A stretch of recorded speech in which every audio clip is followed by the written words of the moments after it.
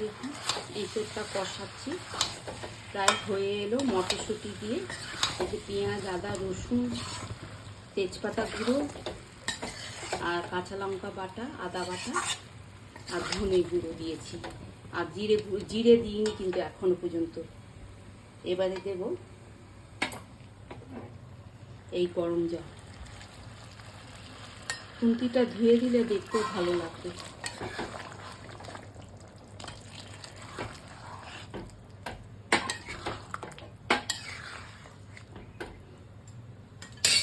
ওপর থেকে একটু দেশি ঘি অল্প একটু দিচ্ছি। এতে কমপ্লিট আজকে মশলা লেগেছে, পেঁয়াজ, আদা, রসুন সব কিছু। ধনে গুঁড়ো, জিরে বাটা দিইনি, জিরে গুঁড়ো দেবো লাস্টে। এই ওপর থেকে ধনে পাতা দিয়ে দিচ্ছি।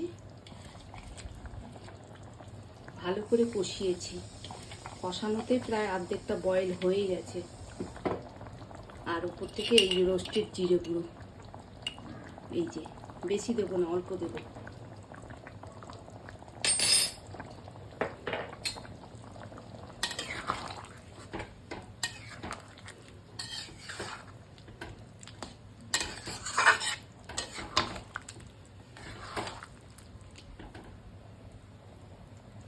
এই যে ফুটের ভাব আসছে।